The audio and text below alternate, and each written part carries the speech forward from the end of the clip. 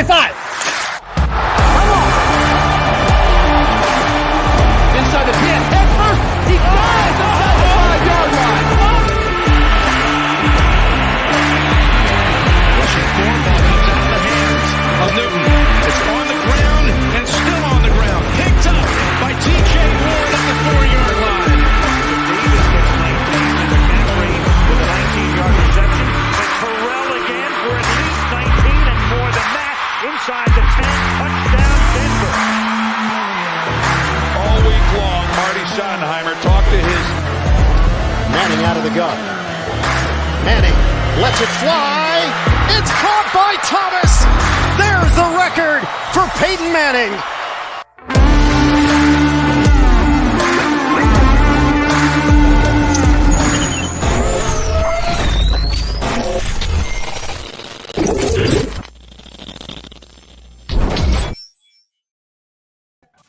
And welcome to another brand new episode of the MHRT Podcast. This is a special one because it's a pregame show, but it's not the neighborhood. So it's the MHRT Podcast pregame show.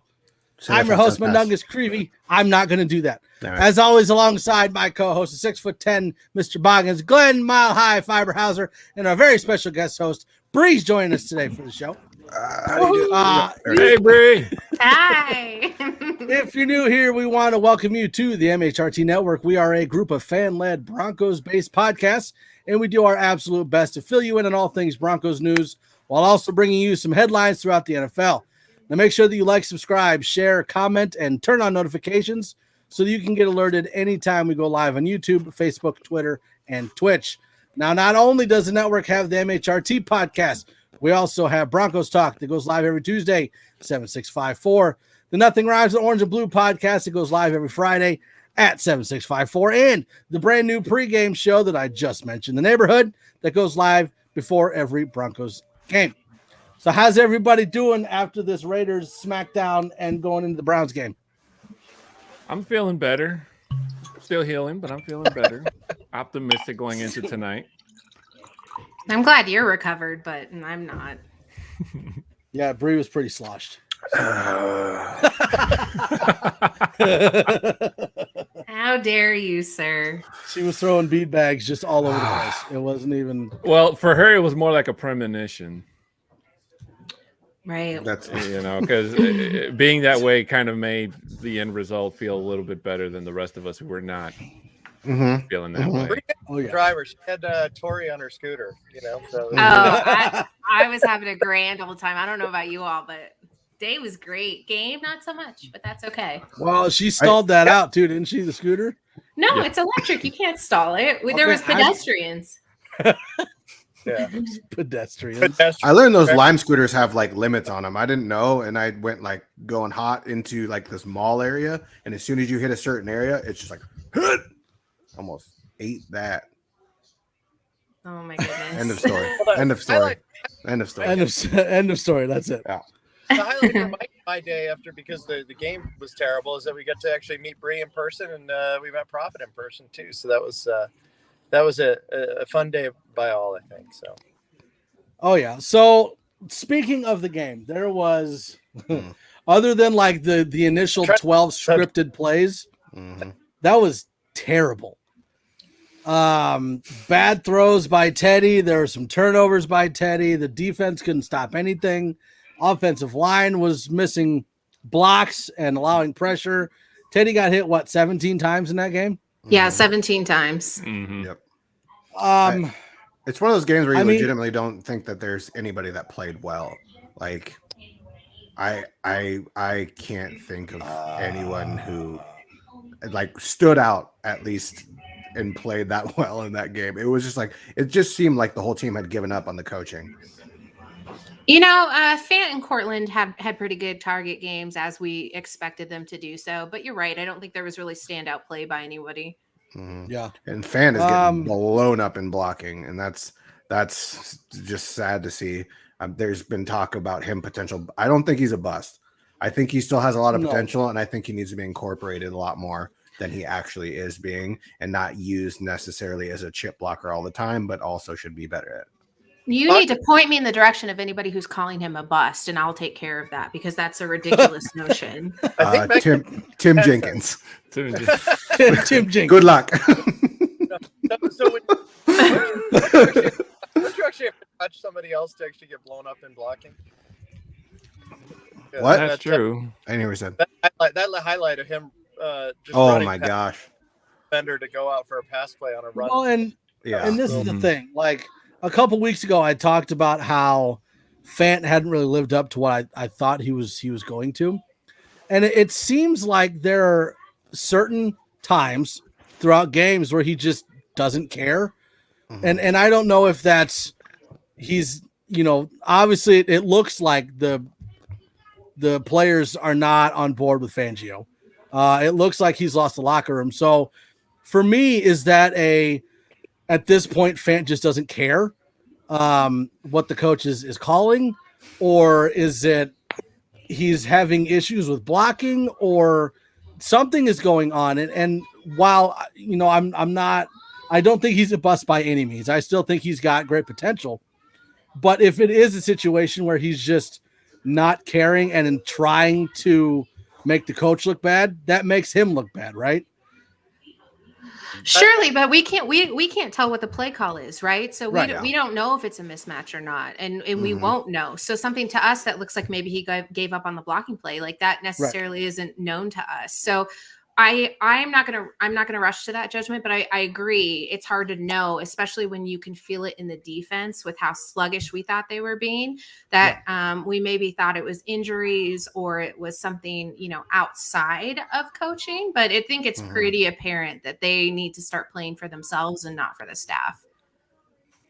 Absolutely. Yeah. And we know we have good players. Like that's what scares me about the coaching is that we know we have good weapons. We know we have great defensive players. I mean, we've definitely dealt with injuries, but like it kind of all comes back to coaching, and that's what's a bummer, because you know that eventually that's just gonna weed itself out, and we only are in starting week 6, and I honestly don't know if they're gonna make a coaching change mid-year. I don't see the point.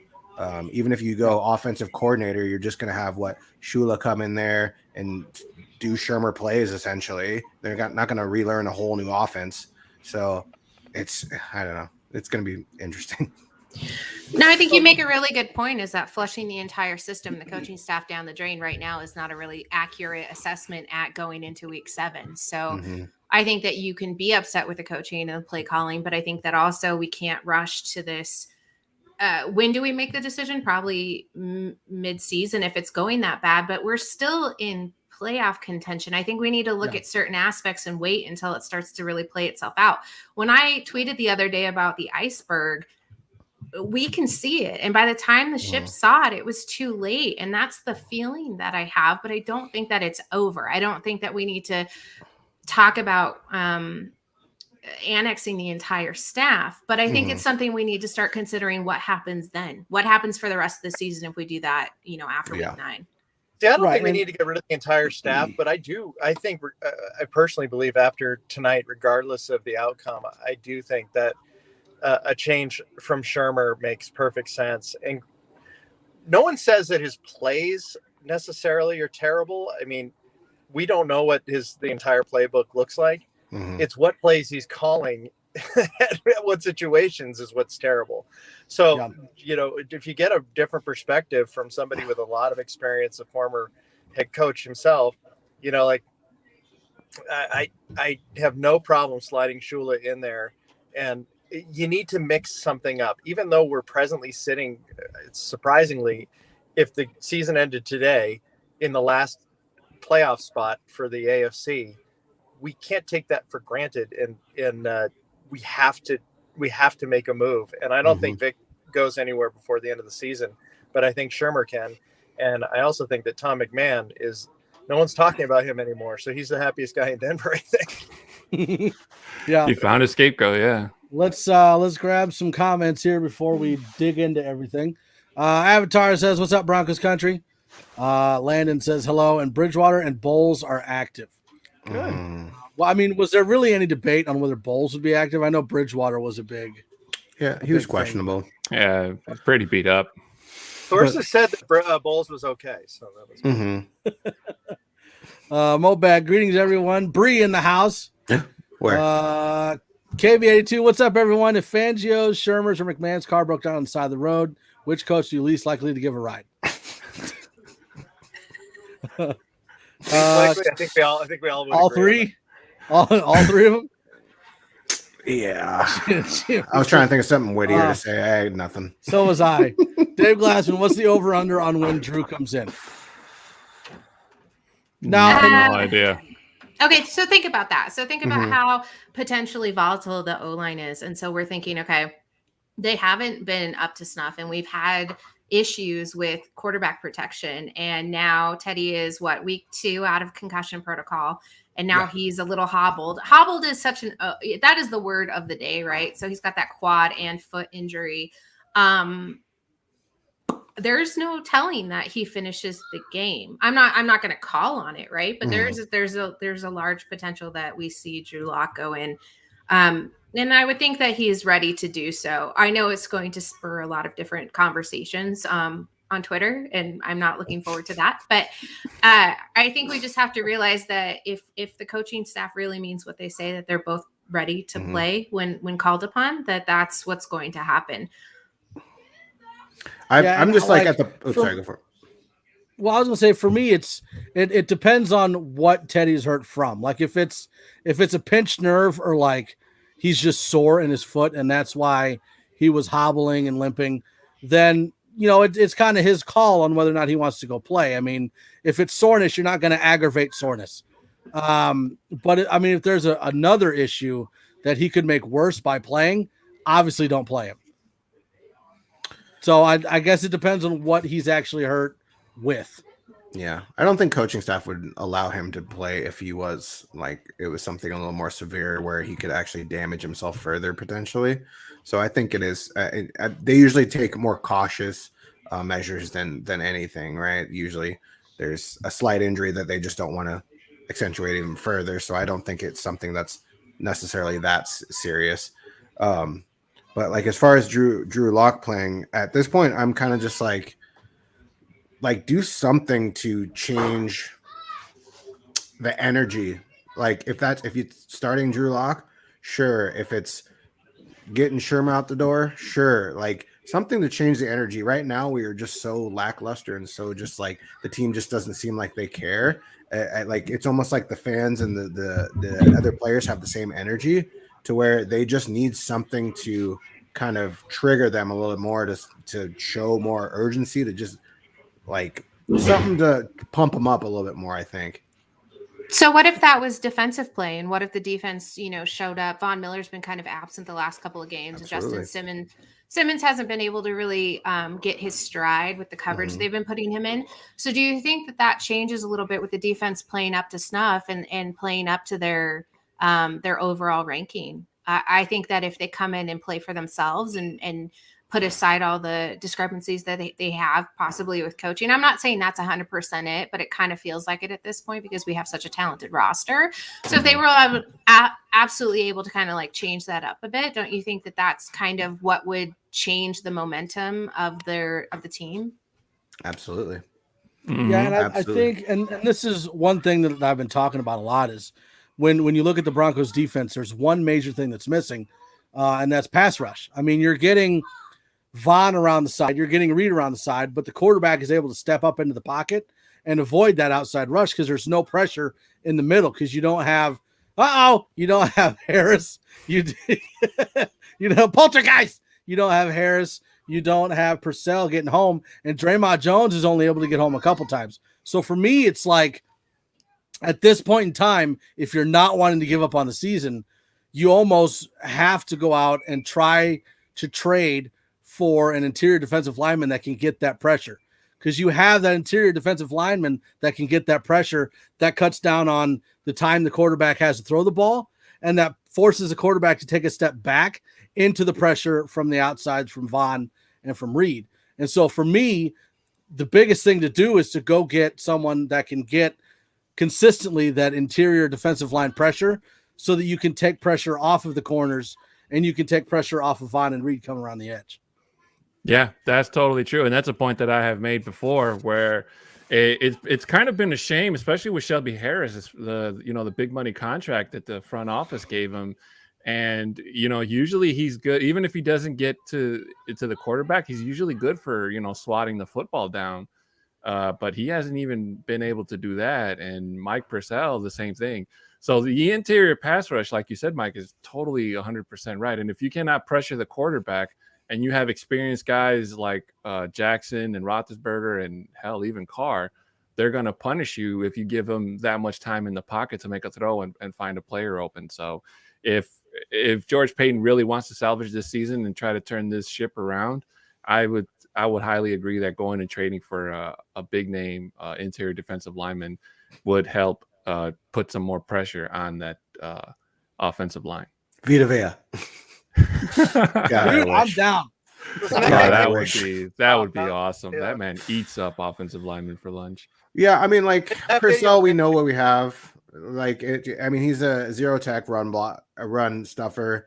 We have Shelby, who is never known for getting a lot of pressures, and Draymond, who has a lot of potential, and hopefully he can get to that point.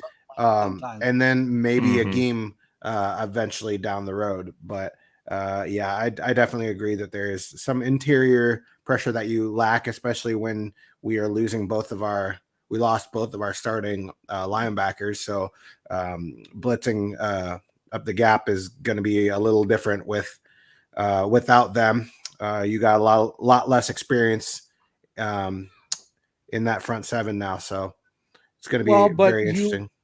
You almost want to have the line. So you almost want to have Kaiser or whoever plays there and Sternad. You almost want to have them blitzing more, right? Because then all they're focused on is blitzing and going and getting the football instead of having to sit back and see how many different options are opening up where and try to figure that out.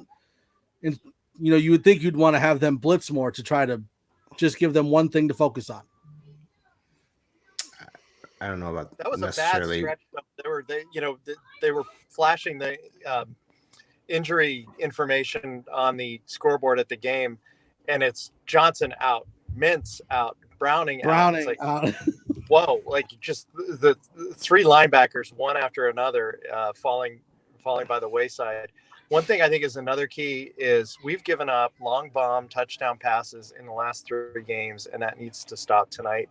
Absolutely. They're going to try it too. There seems to be a lot of miscommunication on the back end. I do feel for Simmons on some level too, because it seems like he's not the one necessarily making the error, but he appears in the highlight at the end like he's trying to make up for lost time there. So that is concerning the DBs a little bit. So hopefully Vaughn lives up to his promise that he's going to have a huge night and it takes some of the pressure off the DBs a little bit. He did against Arizona. Says last year. Is Glenn's mic on the opposite side of the basement?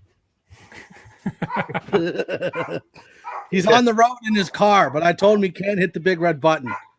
I'm in a church parking lot. I'm saying a prayer right now that everything works out well tonight. Mm-hmm. Who's that guy behind you? So I was wondering why I was starting to burn a little bit up. So we had this thing with Joe H a little bit ago because he was on the Ravens podcast and he's saying it was the funniest game ever. You guys were talking such trash pregame. Would have dropped $1,000 just to watch your reaction during the game.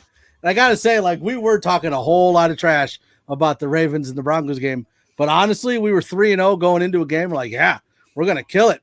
We got smoked. Like the Broncos we're looking at now is very different than the Broncos we saw in the first 3 games. So other than what we've already said Shermer is an issue with the offense. Interior pass rush is an issue. What other issues are we having? And is it even fixable this year, or is it something we're going to have to wait for? So first of all, I do want to say to Joe, for $500, we'll do a dramatic recreation of our reaction. So I feel like we're talking about making changes. I'm talking about firing a coach after this game, regardless of whether we're 4-3 or 3-4. But all is not lost. I mean, if you think about, we do have quite a bit of our star players coming back. We have the Kansas City Chiefs with the same record. We have the first place team in our division, one game in it ahead of us, and we've only played one division game. So all is not lost here, folks. So let's not think about scrapping the season and being so worried about it. Let's make some little changes. One that we haven't addressed yet is if Spencer continues to run the ball out of the end zone to the 15 or 17 yard line, I'm going to personally find that guy and strangle him, because this is just calm down. We're live. We're trying to get a sponsor. We're trying to get a sponsor, and you're screwing it up. Thanks, Glenn. Is there any like a rope company? That's who's going to sponsor us after that comment. Rope. Like a rope company. Okay, so kind of going off of that. Vaseline. So here, right? Hands are soft when you're strangling. So here's another issue that I'm seeing that we potentially could be fixed. So we keep mentioning Simmons, and anytime you see Simmons, it looks like he's in a bad position, or he missed something, or he's not where he's supposed to be, something like that. But when you look back and you watch, he was covering or trying to help cover for Fuller, who is a step behind, and he's trying to help cover for Jackson, who seems to have lost a step as well. Now, Fuller technically has been benched. I know Boggins doesn't like that term, but benched. He only played, I think, 2 snaps against the Raiders. And with the emergence of Caden Stearns, at least how well he's played so far, and with the issues we're having at linebacker, could you see a possibility of dropping Jackson into the middle and bringing Stearns out as a safety? I don't think that Stearns has the knowledge yet for that, to be able to identify certain coverages that he, or like adjust to what he needs to yet. Can he make up that with his physical ability? Potentially, but K-Jack is also really fast. So I don't know. I'm more of a believer of it to be a next year issue, unless K-Jack continues to really have issues, and then they got to make a change. Yeah, I agree with what Boggins said. I mean, Caden Stearns has put some pretty good highlights on tape so far these last few games, but unfortunately, the Broncos are paying Kareem not a lot of money, but a good sum of money to go out there and play. So he just needs to step it up. Like you said, Mike, you have Justin Simmons trying to cover for another player's faults, and while he's doing that, he leaves his own zone, and that breaks down the coverage. So that's something that all those guys in that secondary need to kind of get their act together and figure out, so that they're not all trying to cover somebody else's player, have them stick to their assignments. So they can limit the damage that the opposing offense is trying to impose. Well, I have 2 points to that, because maybe I'm missing something with the way that you guys are, seeing how K-Jack's playing, because I've seen him, come in there like a bullet and make the tackles that we've needed him to. So I'm kind of confused as to where we're seeing him break down and not it being a defensive scheme issue primarily. And like you said, Caden Stearns is young, but I think it's a perfect opportunity for him to cut his teeth, because he's wildly efficient with the snaps that he gets.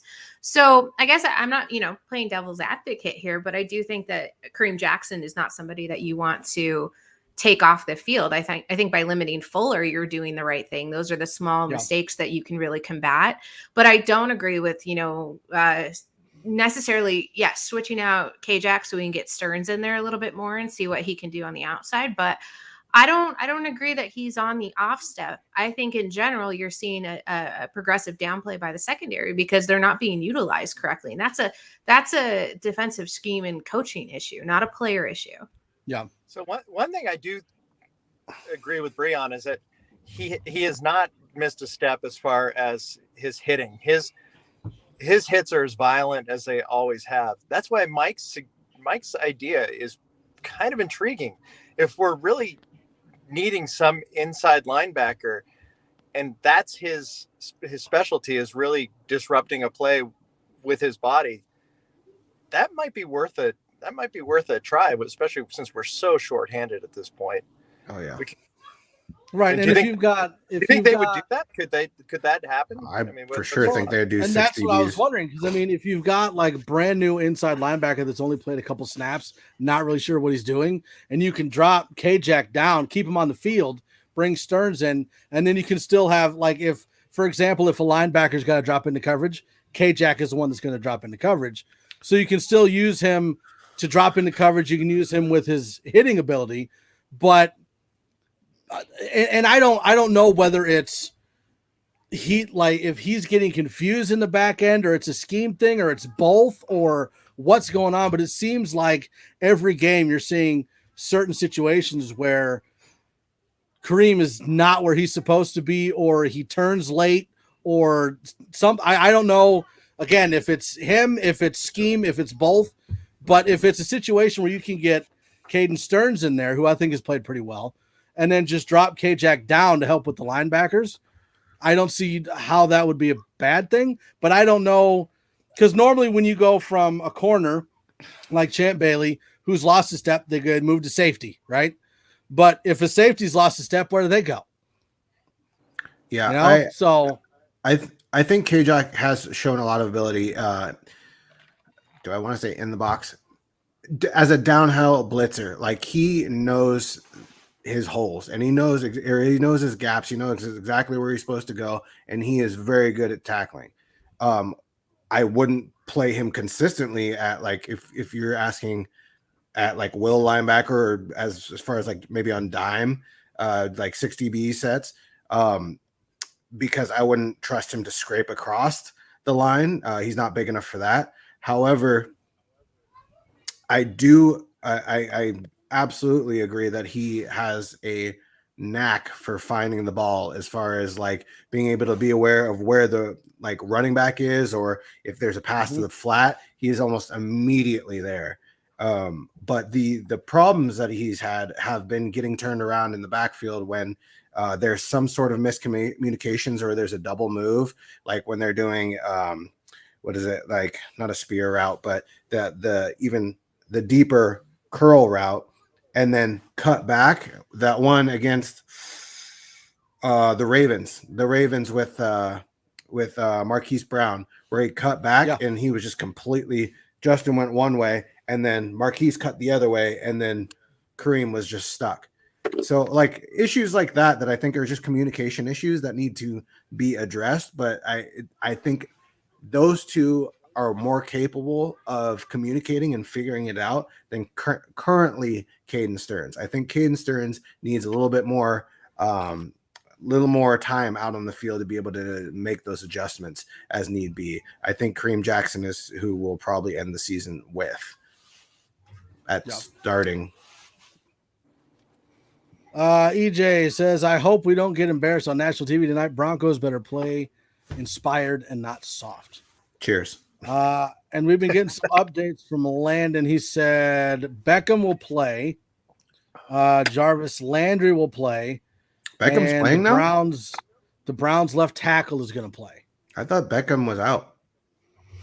I thought he was too, but it looks like he may have just barely cleared. It's probably true. It didn't come from Avatar. Just kidding, buddy. Just kidding. Oh, wow. Avatar's going to be mad at you. I know. He apologizes every show for one mistake.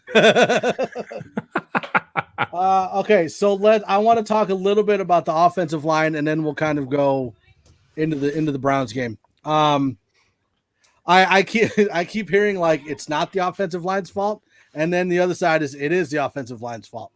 Bowles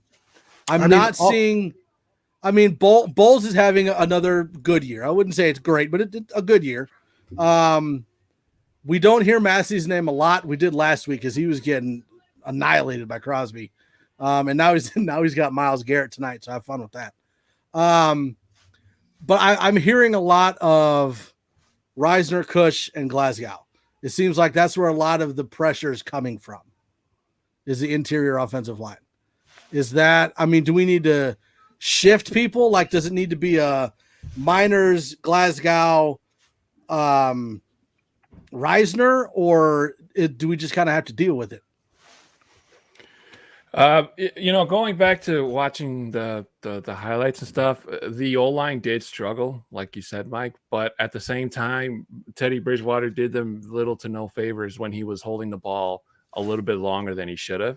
So while we do feel for Bridgewater getting hit, there were a couple of plays where if you either have to, commit to the pass or, step up if your O-line gives you a gap and, run for some yards. But when you're sitting back or when you're standing back there and your offensive line cannot handle the rush that's coming, it becomes an issue. So I think for this past game, I think the you can fault both the offensive line for not being as good as they should be, but also for Bridgewater for holding the ball a little bit more than he should have, and taking just unnecessary hits, and those turnovers that fell on his lap are a result of it. As he did throw touchdowns, which is nice, but he also had 4 turnovers, and that's unacceptable, especially for him being a vet.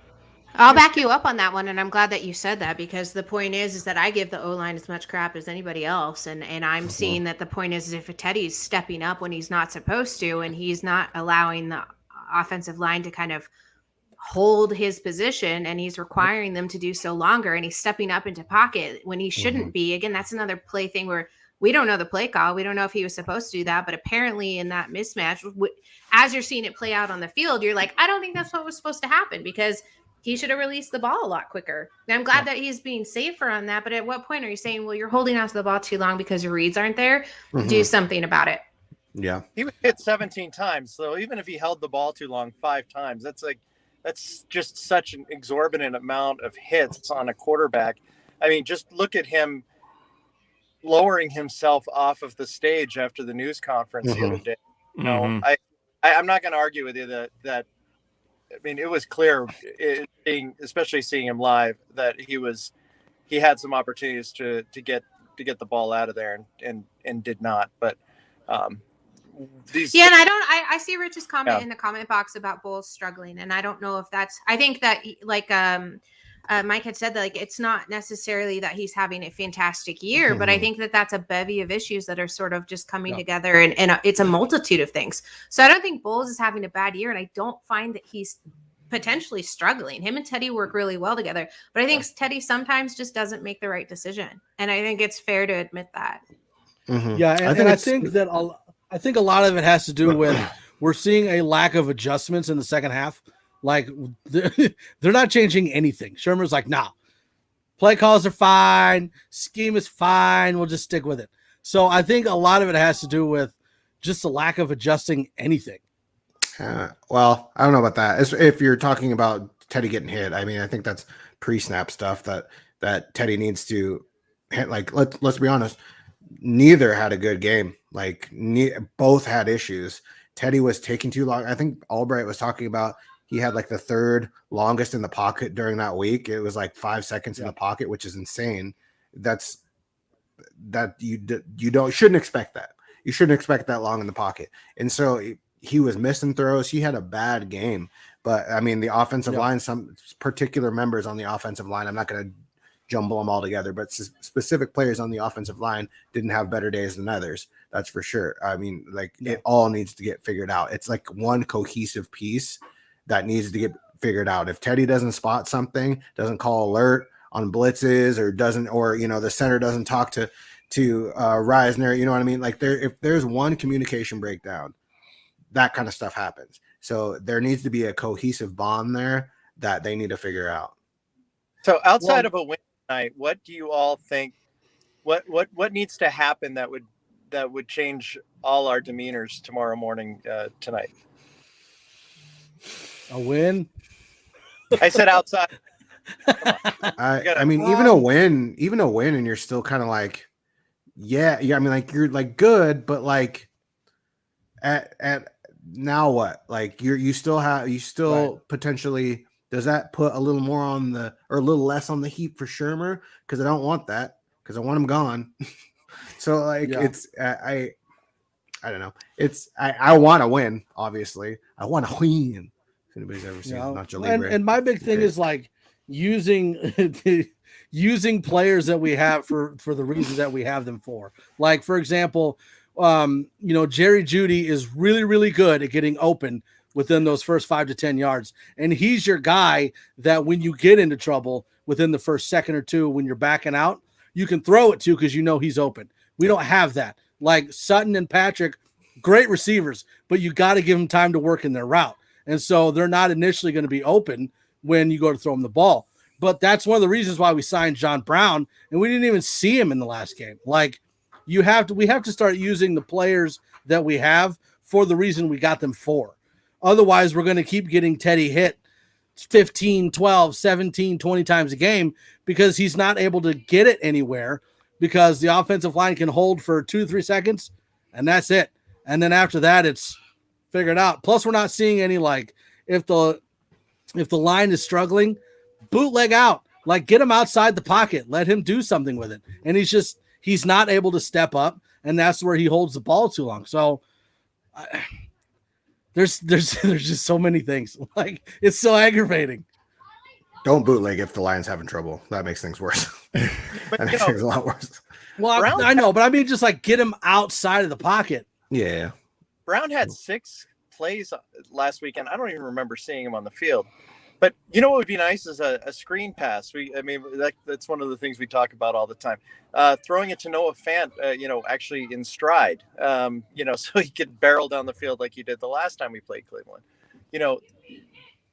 But Mike's right. If you change things up a little bit, you're not stuck in the same pattern of getting, just barreled over on the offensive line and Teddy holding the ball and getting creamed as well. So you remember when it was like 2 years ago, I think, when we played the Raiders in opening night. I think it was Sunday Night Football, maybe Monday Night Football, and the Raiders just came out of the gate, and it's like they just had our number immediately because we were like, oh man, Vaughn and Chubb are gonna come and they're gonna just like kill Derek Carr, but they got rid of the ball so quick that we couldn't do anything about it. That's what I want. That's what I want. I want them to plan for Myles Garrett tonight. I want them to be able to get the ball out so quick that they can't do anything about it, that Myles Garrett is not like a non-factor. That's what I would like to see. I want to see some creative play calling and some creative run play calls so we can actually get what one of our last like good high points of our offense can get going. Like, get Melvin Gordon and Javonte Williams go and Mike Boone going. Like, come on. That's what I would like to see. Give me 200 rushing yards tonight. Boom. I said it. Hot take. Write it down. 200. Like the whole team or just one player?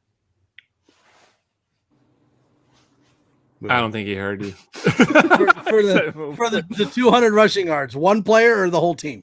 No, yeah, the whole team. Come on.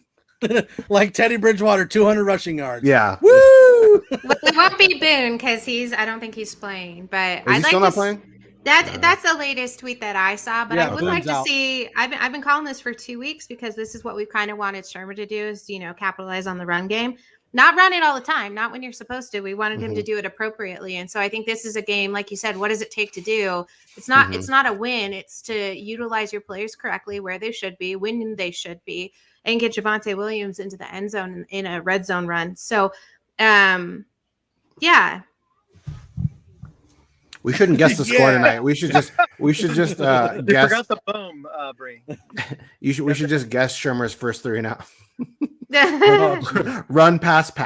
Run, pass. Run, pass. KB82 says, what do you guys think of Teddy's taking off for a run? Then as he dove to the ground, he got hit and fumbled. I thought him driving forward to the ground was him giving himself up. When you're a runner, in order to give yourself up, you have to slide, right? You can't go head first so they can hit you. Right.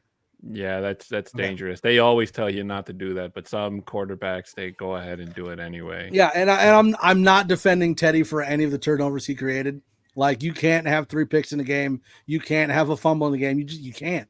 So, I mean, as much as I can sit here and say like, oh well, he was pushing the ball because we were behind, it doesn't matter. You still can't throw picks. See. Vic, want to win, but want to see some heart, some fight in our guys. Let's see here. Avatar Steve Smith Sr. and Michael Irvin picked the Broncos to win. Wow. Well, that's a surprise. And then Landon said Steve Smith changed his pick. What a Steve Smith thing to do. KB82, Javonte to run for 100+ yards. Oh, that'd be great. That would Although be I did tell my beautiful. buddy not to play Javonte tonight because I told him you never bet on Thursday night football. Well, he said he changed it because he made the pick before he realized Landry was in. So then he changed his pick. Well, I mean, that's nice and man. everything, but only one of them is going to be able to get the ball. Oh, they changed that rule about that. You can slide or dive. I just don't know. Whatever. Okay, so let's kind of dig into this Browns game. So, as far as injuries go, I'm going to try to say these names. Tommy Tagai, a defensive tackle, he's out. Mayfield's out. Adigbo, he is out. I want to say Frodo, but it's Froholt. Guard, he's out. AJ Green is out. Nick Chubb's out, and Jack Conklin is out. And then JOK went to injured reserve. So did Kareem Hunt. And so did Andy Janovich. Apparently, he's a corner. Chubb is still out, right? That's fun. Yeah, Chubb is out. Yeah. So is Kareem Hunt. So is JOK. Andy Janovich. I don't see any other big names. Thank God Andy Janovich would have killed us. Yeah. Right. Denver Broncos. So Boone is out. Kerry Vincent Jr., Aaron Patrick, Brett Rippon, Jamar Johnson, Baron Browning, and Cam Fleming. What's up with is he just a coach's decision or what's going on there? Yeah, it says coach's decision. Who'd you say? Boone. Mike Boone. Oh, yeah. I'm not sure why, but I don't know. The Browns are like the Broncos last year, like everybody's hurt. So like today's game is going to be the Broncos versus Myles Garrett is basically how this is breaking down. Yeah. And Case Keenum. Yeah. There's a lot of bad blood here in this game, actually. It's going to be fun. Joe Woods, Case Keenum. Ooh. Oh, yeah. Joe Seager's coming in trying to trigger people. Janovich isn't there. Yeah. He'll be on the sidelines, probably. Uh-oh. Bree, don't look. Season. Oh man. Calm down, Bree. Calm down. I'm not even sure where to go on the Browns game. I mean, you've got Myles Garrett lining up against Bobby Massey. And we haven't heard Bobby Massey's name a lot, which is fine. I would prefer not to hear a tackle's name. If you're not hearing his name, that means that he's not doing anything like super wrong. But at the same time, like, it's Myles Garrett. That that kind of terrifies me a little bit. Myles Garrett's got what, 8.5, 9 sacks? Never mind about our rushing yards because we're gonna have to be chipping him the whole entire game. Yeah, he devoured that Bears line, offensive line, a couple of weeks ago. I like how he doesn't wear short sleeves anymore because every time he does and his muscles are popping, they drug test him. It had nothing to do with 4.5 sacks against the Bears, for sure. Yeah, right. Also, I don't know if you guys saw or not, he had that QB graveyard in his setup for his Halloween decorations. That's just the way to my heart. So, did you see Kyler confronted him on that? Kyler goes, "You had me in the graveyard." He goes, "But I didn't put RIP." So Bree, it's too bad you can't confront Seegers on that last comment, but he's not old enough to get into the DNVR tonight. So wow. I don't even have to fight with my friend. I'll just let everybody else do it. All right, Zach. Yeah, that's what you get, Seegers, for not inviting us after the game. You were hanging out with Bree, didn't even tell us, had no clue. It's not okay. Yeah, why didn't you tell me? I heard you guys were over at the DNVR bar, though, so it was all good. We did. I guess. Okay, so do we even know who the running backs are for the Browns? Because obviously the Browns are a run-first team. When you got Hunt and you got Chubb, they're a run-first team. Ernest running backs Ernest Johnson, and I don't remember the name of the other guy. Well, that's kind of the point. It's not going to be an issue. Monte Ball. Although, don't you think it's kind of No, it's not. Willie McGinnis? No, it's not. You stop it. It's Ernest Biner, I think. I don't even know who that is. Browns legend running back. Oh yeah. You ever heard of the fumble? I'm trying to think of like keys to the game. Keys to the game. Not allowing a poor rushing team to rush on you and get 100 yards. Like that is number one key of the game. Number two key of the game is not allow those deep passes like Glenn was referring to earlier. So as long as we limit any crazy fancy plays, I think we've got a pretty good chance. It just depends on whether or not we've learned our lesson. And par for the course, I don't think we have, because the last 3 games have been exactly everything we did not want to do, and we did it over and over again. Yeah, and with Landry and with Beckham playing, you can't let Keenum sit back there in the pocket and just pick you apart. People like to point out that, well, it was Pat Shurmur with Case Keenum is why he played so well. But you forget Stefanski was his quarterback coach when that whole thing happened. So maybe it wasn't Shurmur, maybe it was Stefanski. Yeah, now, until they ran into the Eagles. I'm not saying Keenum's going to go out there and blow it out of the water, but you can't let him sit there and just pick you apart. I don't think I think Keenum definitely has the ability to. Keenum is a big time one gamer. Like he can give you a very small stint of awesomeness, and then he goes back on the bench. Awesome. So I wouldn't be surprised at all. I remember him in Andre Johnson days when he would come in and just you're like, who the heck is this kid? And then he's back on the bench. He gets traded. It can happen. So Vegas doesn't think that Case Keenum is too much of a drop off from Baker. The line only changed by 1 point. So you wonder what Baker at this time, especially when he's in line for a big contract. Yeah, and you want to say the defense needs to blitz more, but if you look at it, the Broncos are the second in blitzing this year. That's sad. With the amount of no pressures that we've gotten on quarterbacks, that is terrible. So something has to get figured out to where when we blitz, we get home. Mm-hmm. And I think, and I already harped on it at the beginning of the podcast, but pressure on Keenum is going to be the key to not letting him get the ball out there to the wide receivers. Mm-hmm. Mm-hmm. Yeah, and we just have to watch that fourth quarter, because when Keenum was a Bronco, some of his best highlights was him marching down the field at the very last second. So the Broncos offense cannot play this game close. They cannot. It's what we do now. I know, but in order to pull a win, they can't always keep resorting to Brandon McManus field goal attempts and, just trying to keep that, because we don't know what kind of Keenum we're going to get, if it's going to be just a not good version of him, or like that awesome version that you guys just mentioned. So we can't leave it up to chance. Demetric Felton is the Browns' other running back. Oh, I forgot about him. Yeah, me too. It's been a while. Dave Glassman, get pressure, prevent pressure. Secondary must come up strong. Our running game must produce. So the opposite of everything that we've been doing. Is Clowning playing? He's hurt, so he might be rotation. He wasn't in the. He's not even on the injury report, no. So he probably is playing. Cool. But I know he's hurt.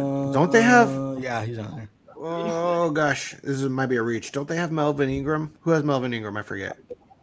Isn't that the Browns? Is that them? Isn't that Houston? I thought it was the Packers. Hold on, I'm looking. Give me a second. Pittsburgh. Pittsburgh has him. Okay, no. Oh, the Steelers. So we played him already. Yep. That's how you know Steelers. He's had some impact. We're like, where's he at? Where's he at? Yeah, I guess not. So does anybody want to hazard a score? Anybody want to take a guess? I think we all are gonna guess, right? Yeah. I've been flip-flopping all day. So initially when I was writing up everything, I was like, yeah, the Browns are going to win in heartache. And then I went, no, you know what? We have the tools to win. And this is the game where, they either show up or they show out. It's either going to be super depressing or it's going to be a valiant effort. So I finally arrived at 2017 Broncos because I think the weather was going to play into a much closer game with the Browns eking out a win. But now I'm thinking the Broncos have it, and this is my last time going for them. I think after the fact, if it doesn't pan out today, I'm done putting my faith and stock in this team beating teams that they should. But yeah, I'm going 2017 Broncos. And this is one of those games where, with all the injuries on the Browns side, if the Broncos win, we should have won. But if we lose, it's an absolute disaster, right? I'm with Bree. I'm going to still stick with the Broncos on this one, but I'm going with a 24-20 Broncos win. 24-20. I'm going to say 26-23 Denver. I think a field goal is going to decide it. Okay. I think that we are very much injured at the linebacker position, but they are very much injured at the running back position. So I think those two kind of cancel each other out, and I think this defense will be able to hold them to enough to where I think they'll only get about 9 points. So I will say 20-9 Denver. I am torn because I keep putting my faith in this defense that's not showing up like we thought they were going to. And so I'm going to say 23-20 Browns. Sorry. That's not allowed, bro. That's not allowed, bro. Good we got to take the fan lead out of our description. Dave Glassman, 13-6 Cleveland. Ha! Oh. Wow. Seeger says 27-17 Browns. Dearness Johnson gets at least 60 rushing yards, and Tim Patrick scores a touchdown. Okay. Eat that. Danny Trujillo. Get there. 23-20 Denver. Johnny says 24-17 Broncos. Avatar 17-13 Broncos.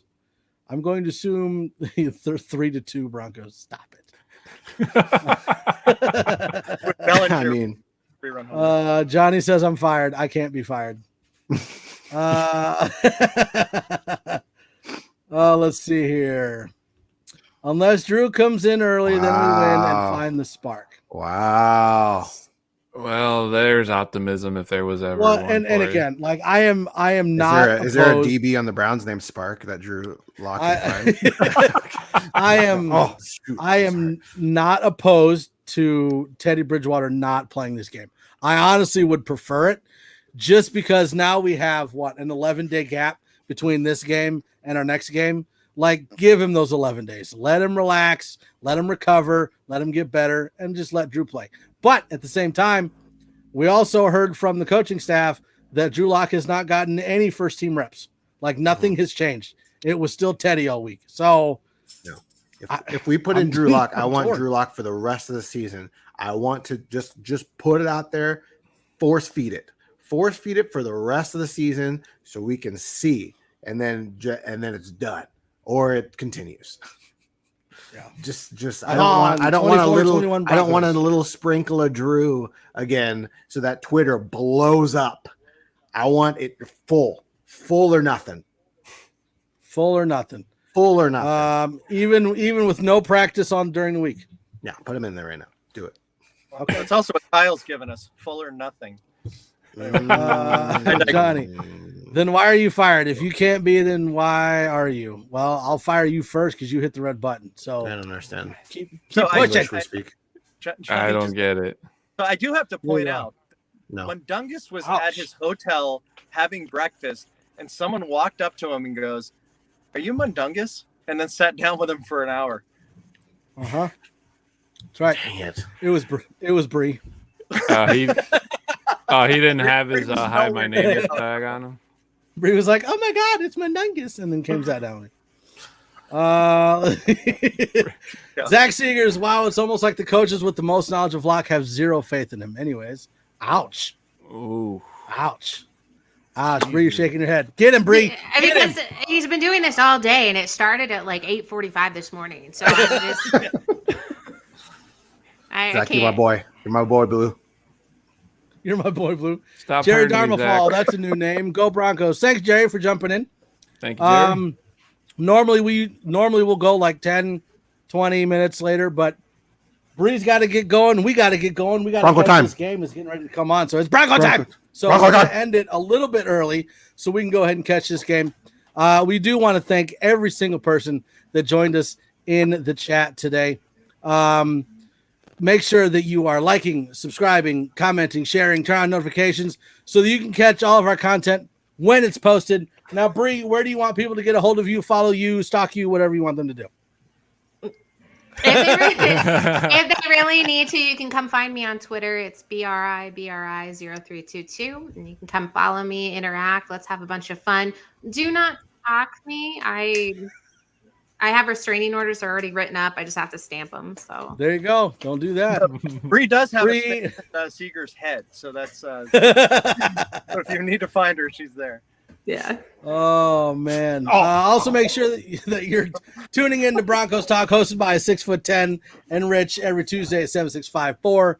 The Nothing Rhymes with Orange and Blue podcast on Friday at 7654. You can also catch The Neighborhood, which is our new pregame show before every Broncos game, except for this week because we're doing it right now. You can also catch the audio versions of all the network's podcasts on all the major podcast streaming services. Links are in the description, along with Bree's Twitter handle will be in the description below. We love you all. We love Broncos country. Go Broncos. And now we're going to do the Mile High Five, which Boggins seems to hate. But you know what? Bree's in a certain location that needs a Mile High Five in that building. So we're going to do it because it needs it. So Let's arms go. out. Mile High Five. Woo! Glenn is terrible. See, Boggins was even better than Glenn this time. I'm holding the phone with one hand. I'm so clever, you guys. That's not an excuse. Clever. All right. there went Boggins. All right, we're going to go catch this Broncos game. We'll see everybody on, tomorrow for Nothing Rhymes with Orange and Blue. Hasta See you guys. luego. Bye.